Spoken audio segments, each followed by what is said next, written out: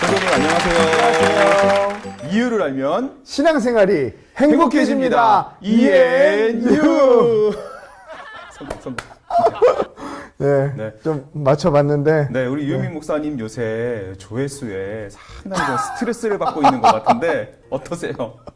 아닙니다. 그래서 저희가 좀 느끼기에는, 우리 성도님들한테 더 좋고 쉽게 전달하려고 했는데, 그만큼 저희가 좀 부족하구나, 이런 좀 마음이 들어서, 네, 그런 거지. 뭐 절대 조회수 때문은 아닙니다. 네, 우리 밴드에 거의 유영민 목사님께서 최선을 다해서 여러 가지 자료도 올려주시는데 지금 특세의 대신방에 좀 일정이 많은 바쁜 편이고 또 뉴스레터 팀으로 이제 특세를 준비하고 있는데 바쁘시지 않으세요?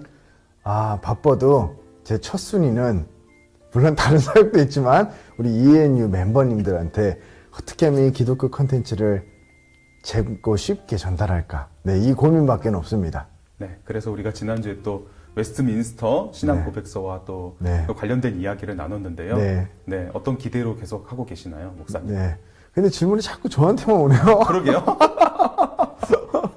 네, 그래서 어쨌든 저희가 하나하나 관심을 좀 더 가지고 재밌게 그 모든 것들을 받아들일 수 있게, 이게 끝내는 사실 저희까지 연결이 되는 거예요. 지식으로만 되는 게 아니라 기독교라고 하는 거를 총체적으로 깨닫고 알아서 단순히 교회 안에서만 활용되는 이 지식이 아니라 세상을 바꿀 수 있는 지식으로 저희가 확장시켜, 저희도 사실 부족해요. 그래서 같이 배우는 입장, 이런 입장으로 저희도 가고 있기 때문에 같이 함께하면 어떨까, 이런 좀 생각을 해봅니다. 네, 좋습니다. 네. 목사님은 요즘 어떻게 지내세요? 저도 예배지원팀 사역 열심히 하면서 네. 스튜디오와 미디어실 이제 꾸며졌으니 봉사자분들을 이제 어떻게 세울 것인가 고민하면서 네. 여기서 바로 그냥 홍보하시는 거예요? 네, 많이 지원해 주시죠. 이제 모든 것이 다 준비됐습니다. 네. 저희가 다 준비하는 거예요. 이 카메라 세팅부터 이 뒤에 TV, 또 앞에 연결된 마이크, 녹화, 편집을 다 저희가 하고 있어요. 그래서 약간 좀 부족한데 라는 생각 드셔도 응원을 해주시기를 좀 부탁드리겠습니다. 네.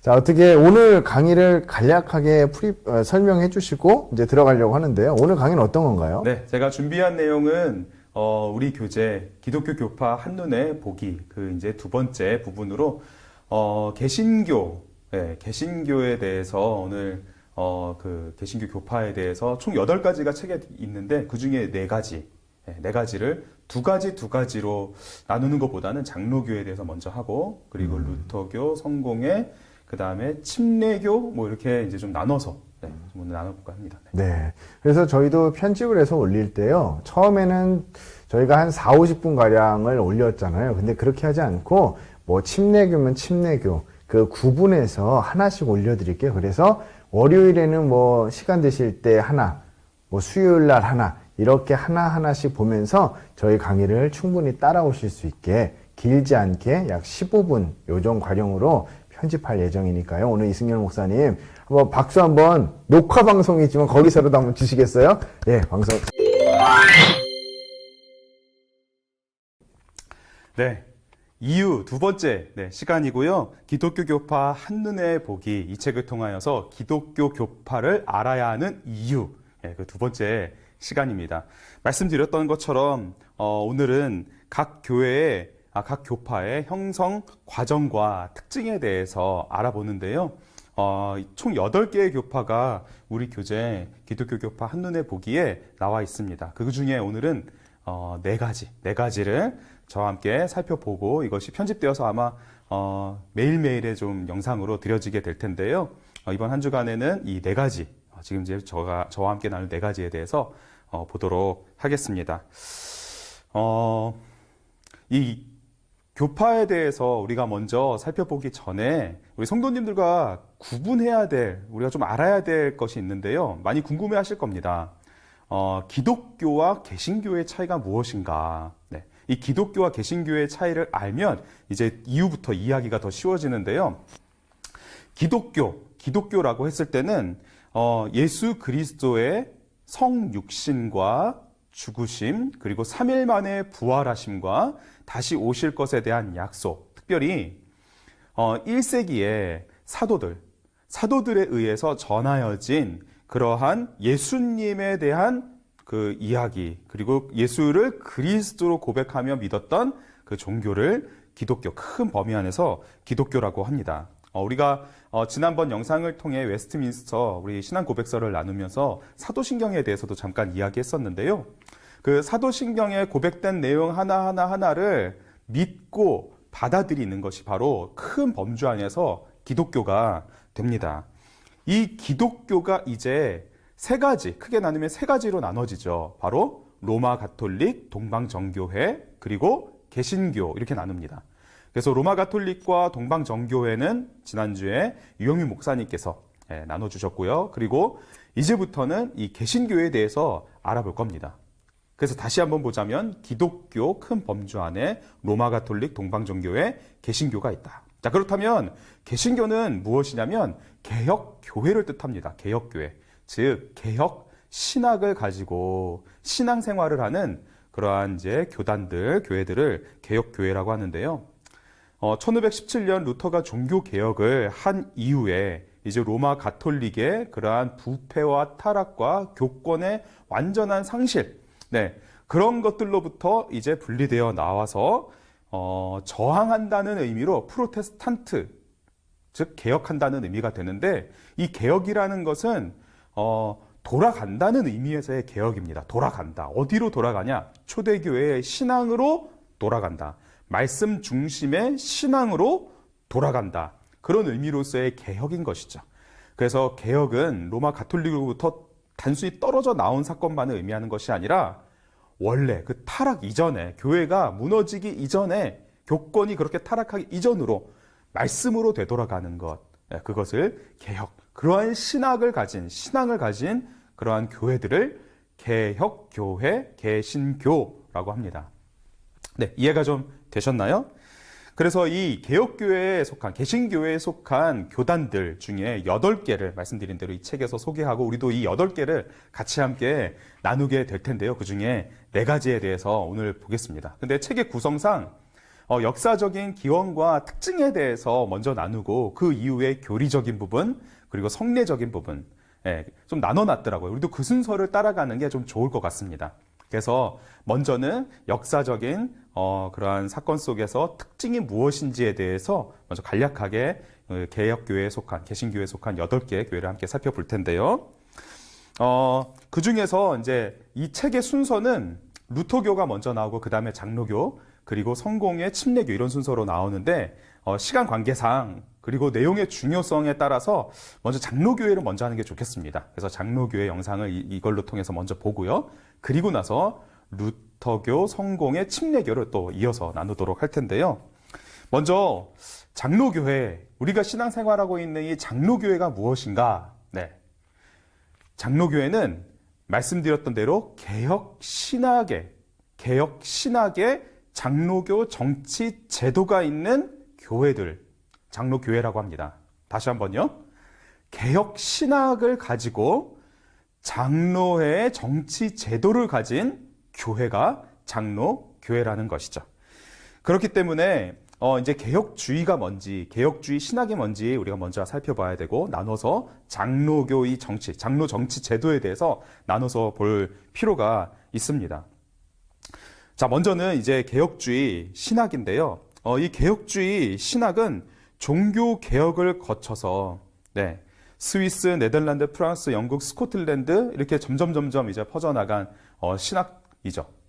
그래서 16세기 종교개혁 시기에 활동했던 이 개혁주의 신학자들이 많이 있지만, 그 중에서 두 분을 먼저 함께 살펴보기를 원합니다.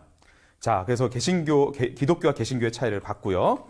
자, 장로교, 그 중에서도 이제 개혁주의 신학을 따른다고 할 때 그 따른다는 의미가 무엇인지에 대해서 볼 텐데, 말씀드린 대로 두 인물, 츠빙글리와 칼빈에 대해서 우리가 이해를 하면, 개혁주의 신학이 이런 거구나 알 수 있습니다. 자, 먼저 이분이 바로 츠빙글리입니다. 잘 보이시나요? 굉장히 잘생기셨는데요.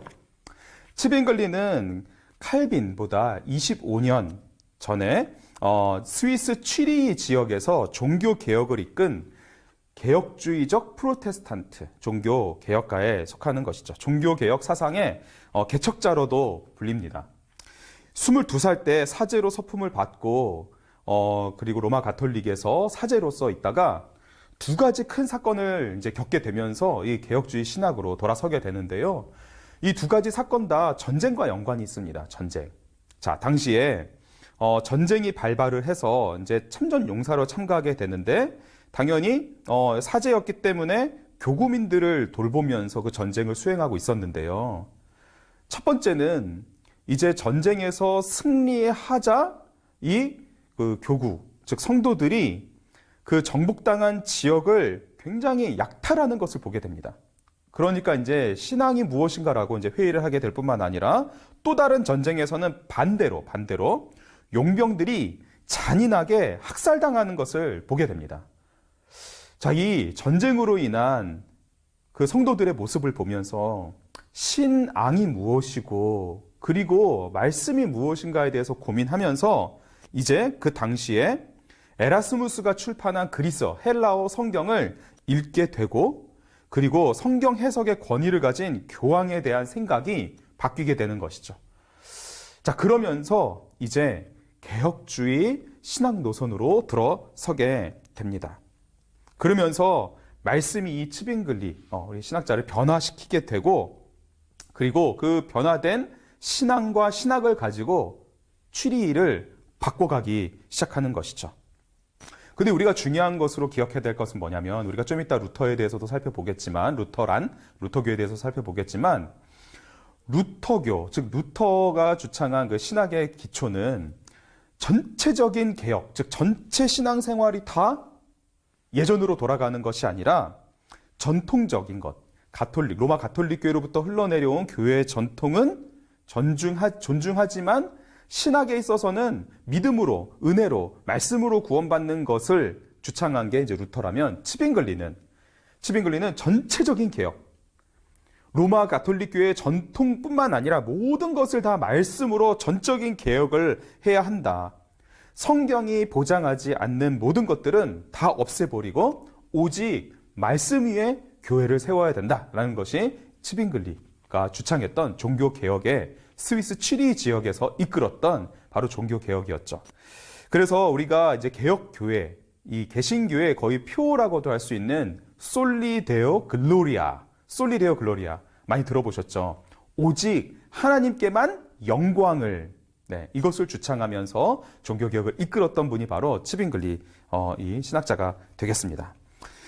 또 한 분을 우리가 또 기억해야 되는데 바로 말씀드렸던 칼빈입니다. 네, 바로 존 칼빈인데요. 프랑스에서 태어났기 때문에 장 깔뱅 이렇게 하시는 분도 계시고 또 영어식으로 존 칼빈이라고도 하는데 이 시간에는 제가 신학교에서 배울 때도 칼빈 그래서 이제 칼빈으로 통일해서 하도록 하겠습니다. 프랑스 누아용에서 태어나셨어요. 그래서 이 프랑스 당시 혼란스러운 시기에 난민으로서 지낼 때 마르틴 부처라고도 하는 이분을 만나서 스트라스부르크에서 목회를 하기 시작합니다. 그래서 거기서 이제 그 장로교와 개혁신학에 대해서 도전을 받고 그리고 이제 그 제네바에 머물게 돼요. 그 제네바에서 머물면서 평생 거기서 이제 스위스 제네바에서 사역을 하게 되는데 이 칼빈, 종교개혁자 칼빈이 제네바에서 이제 목회를 한 게 얼마나 중요한 것인지는 또 살펴보게 될 것인데요. 지난번에 우리 이인호 목사님께서 설교 시간에 그 칼빈 종교개혁가를 이제 걸어다니는 종합병원이라고도 표현하셨죠. 딱 보기에도 좀 연약해 보이지 않으시나요? 네. 존 칼빈이 했던 아주 중요한 일은 바로 개혁신학 사상을 종합적으로 정리한 것입니다. 종교개혁의 사상을 탄탄하게 정리하고 종합해가지고 신앙 고백서는 아니지만 거기에 준하는 내용으로 체계를 세우셨죠. 그게 바로 기독교 강요라는 우리 지난번 영상에서 나눈 기독교 강요라는 책인데요. 그 기독교 강요를 출판하면서 이제 기독교, 즉 개신교의 신학 사상에 대해서 가진 그 체계들을 나누기 시작하셨습니다. 그래서 기독교 강요는 총 4권으로 되어 있는데 거기에는 뭐 하나님에 대해서, 예수 그리스도에 대해서, 인간에 대해서, 죄에 대해서, 교회에 대해서, 신앙생활에 대해서, 그리고 이제 구원에 대해서 여러 가지 내용들을 다 종합한 내용이에요. 그래서 창조주 하나님에 대한 지식과 그리스도 안에서 구속주 하나님에 대한 지식, 그리스도의 은혜를 전달하시는 성령 하나님에 대해서 초점을 맞추고 있을 뿐만 아니라 교회가 가진 여러 가지 은혜의 수단들을 종합함으로써 삼위일체 하나님의 그 은혜 속에 세워진 교회가 어떻게 구원의 사역을 이뤄가는가에 대해서 아주 잘 정리를 했죠. 그래서 그리스도와 교제할 수 있도록 우리를 초대하시고 그리스도와 계속 교제할 수 있도록 하신다라는 이 믿음의 기초 위에 제네바 지역을 완전히 개혁교회에 기초한 도시로 세울 뿐만 아니라 그곳에서부터 많은 개혁주의 교회가 또 세워질 수 있도록 한 그러한 기초와 또 교육을 또 목회를 하셨던 분이 존 칼빈 이시죠. 그래서 개혁주의 교회가 신앙 고백을 하는 것이 무엇인지 이 세상에 공포하기 위하여서 교리 문답서, 우리 지난번에도 나눴죠. 신앙 고백서의 교육적인 목적의 책이 교리 문답서인데요. 그것을 또 출판해서 다음 세대들에게도 이 개혁주의 신학에 대해서 가르쳐 주셨습니다. 특별히 장로교에서의 개혁주의 신학과 더불어 존 칼빈 이분에 대해서 알아야 하는 이유는 말씀드렸던 대로 제네바에서 목회하실 때 그 교회를 장로교 정치제도, 장로 정치제도를 도입해서 그곳에 또 목회를 하셨기 때문인데요. 교사, 목사, 장로, 집사라는 교회 조직도, 그 조직, 하나님의 백성에게 주어진 은혜를 공고하기 위하여 특히 장로를 교회의 중요한 직분으로 여겨서 이제 교회를 회복시키는데 그런 정치제도를 같이 함께 개혁주의 신학과 더불어서 제네바에서 목회를 했기 때문에 존 칼빈 이분이 중요한 이유입니다. 그래서 그분 이 존 칼빈 이제 신학자께서 하신 말 한마디를 제가 읽어드리면 내가 생각하기로는 다스리는 자들이란 성도들 가운데 선출된 장로들인데 이들은 교회의 감독들로서 도덕적인 잘못을 견책하고 권징할 책임을 가지고 있다. 그래서 각 교회마다 처음부터 경건하고 책임감 있고 그리고 이들 가운데서 성출한 장로들의 모임, 그 장로들의 모임을 통해서 잘못된 것을 재판하는, 이제 치리하는 것도 이제 교회에 가진 권한 중에 하나다 해가지고 장로교회 정치제도를 제네바에서 잘 정착시킨 분입니다. 그래서 개혁주의 신학과 장로의 정치 체제가 결합된 이 칼빈의 제네바 교회의 그 사역은 이후에 스코틀랜드와 영국, 나아가 전 유럽에 종교개혁에 큰 영향을 끼치게 된 것이죠. 그것이 이제 미국으로 가서 우리나라에까지 들어오게 된 것입니다. 자, 그 다음으로 이제 장로 정치 제도에 대해서 좀 집중해서 살펴볼 필요가 있는데요. 지금까지 이제 개혁주의 신학이었다면요. 장로의 제도는 감독주의, 즉 성직자 중심의 교회 운영에 반대하고 또 회중주의, 그러니까 교회 전체 성도들이 회중으로서 교회 결정권을 가진 그 중간에 있는 민주적 정치 제도라고 할 수 있습니다. 개혁주의 신학의 장로의 정치 제도가 이제 장로교회라고 한다면 개혁주의 신학은 가지고 있지만 정치 제도를 다른 것을 반영한 경우들이 있죠. 그럼 이제 장로교회는 아닙니다. 이제 좀 이따 살펴볼 그 개혁주의 신학에 말씀드렸던 회중이 교회의 모든 것을 결정한다라는 이 회중제가 결합된 게 회중교회, 그리고 회중교회로부터 이제 침례교가 이렇게 나오게 된 것이죠. 자, 근데 장로교회는 이 개혁주의 신학의 장로의 정치 제도, 즉 성도들, 이 회중들의 대표를 뽑아서 그 대표들, 장로들이 교회를 이끌어가는 것이 됩니다. 그래서 장로들의 다스림에 의존하는 교회 정치 제도가 되겠죠. 네, 그래서 장로의 정치의 초기 이제 건축자가 바로 바로 이분이 되겠습니다. 네, 그 칼빈이 난민 시절을 보낼 때 바로 만났던 마르틴 부서, 네, 부처라고도 하죠. 그래서 종교개혁자 마르틴 부처가 장로의 정치 제도의 초기를 넣었다. 장로의 정치 체제를 이제 처음 닦았던 분인데요. 말씀을 설교하는 목사와 교회 권징을 맡은 장로가 함께 목자로서 교회를 다스리는 것을 처음 기초를 놓았죠. 다시 한번요. 말씀을 가르치는 목사와 교회를 다스리는 장로가 같이 함께 당회가 되는 것이죠. 교회를 다스려가는 것을 말합니다. 그래서 칼빈은 제네바에서 목회를 할 때 말씀드렸던 것처럼 이와 같이 마르틴 부서가 세운 장로교의 정치제도를 통해서 이렇게 장로교를 이제 세워갔고요. 제네바에서 목회를 할 때 또 제네바를 찾아온 한 신학자가 있었습니다. 바로 존 녹스예요. 존 녹스는 확실한 칼빈주의자가 되는 그 영향을 바로 제네바에서 받게 된 것이죠. 마르틴 부서가 칼빈, 그리고 칼빈이 제네바를 통해 존 녹스. 그 존 녹스가 제네바에서 그 개혁주의 신학과 장로의 정치 제도를 잘 보고 배운 다음에 다시 스코틀랜드로 돌아가서 그곳을 이제 그 장로교 정치 제도를 가진 종교 개혁을 이끌었죠. 그래서 그 정치와 종교적 이상을 함께 아우를 수 있는 것이 바로 장로의 정치 제도와 개혁주의 신학이다라고 이제 믿고 스코틀랜드로 돌아가서 이 장로교를 발전을 시켰는데요. 스코틀랜드 신앙 고백서 그리고 제1치리서라는 것을 작성해가지고 스코틀랜드가 국가적인 차원에서 이 장로교를 받아들이도록, 그래서 이 스코틀랜드가 최초의 장로교 국가가 되도록 한 인물이 바로 존 녹스가 되겠습니다. 자, 그래서 영국에서 개혁주의 신학과 장로의 정치 제도를 따르던 이 청교도들이 스코틀랜드의 장로교인들과 힘을 모아서 종교개혁의 절정이라고 할 수 있는, 그쵸? 웨스트민스터 신앙 고백서와 교육교재인 대요리, 소요리, 문답서를 작성을 했고요. 그리고 나중에 청교도들을 통해서 이것이 미국으로 건너가서 미국 장로교의 교리적 표준과 교육 교재가 되었고요. 한국에서는 장로교 선교사들이 이제 와서 그들을 통해서 이제 한국교회 장로교가 뿌리 내려지게 된 것입니다. 그래서 웨스트민스터 신앙 고백서와 교리 문답의 그 중요성에 대해서는 아직 영상을 보지 못하신 분이 계시다면 지난 영상을 한번 보세요. 거기에 이제 그 역사적인 것과 특징들이 나와 있고요.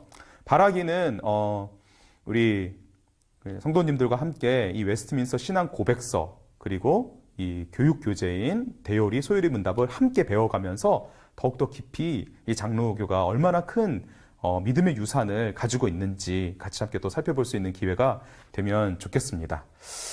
네. 자, 그래서 처음 이제 우리 나눈 부분 같이 보았습니다. 네. 개혁주의 신학을 따르고 있다는 것, 장로들이 다스리는 교회 정치제도라는 것, 웨스트민스터 신학 고백서와 대소요리 문답이 바로 이 장로교의 핵심 내용이 담겨져 있는 개혁신학과 장로의 정치제도가 잘 담겨져 있는 이제 신학 고백서라는 것을 배웠고요. 네. 잘 알려져 있지 않고 또 이렇게 자료도 없지만 우리가 또 함께 알아가야 될 분이 이제 파렐이라는 분이고, 존 칼빈, 베자, 녹스. 네. 이것은 바로, 제네바. 칼빈이 사역했던 그 제네바 도시에 바스티온 공원에 있다고 하는데, 바스티온 공원에 세워진 동상들이라고 합니다. 이게 길이가 100m라 그래요. 100m. 엄청 큰 길인데요. 한번 제네바에 여행 가실 일 있으면 이것을 보시면서 한번 우리가 오늘 배운 칼빈과 녹스에 대해서 다시 한번 기억해 보시고 이제 파렐과 베자돌이 같이 함께 배워갈 수 있는 기회가 있었으면 좋겠습니다. 웨스트민스터 신앙 고백서가 작성된 웨스트민스터 사원도 제가 사진을 한번 준비해 봤고요. 여러 가지 인터넷 자료들도 보시면서 오늘 내용을 한번 정리해 보셔도 좋겠습니다. 자, 그러면 우리 이제 이어서 루터교회 그리고 성공의 침례교회까지는 다음 영상을 통해 같이 보도록 하겠습니다. 감사합니다.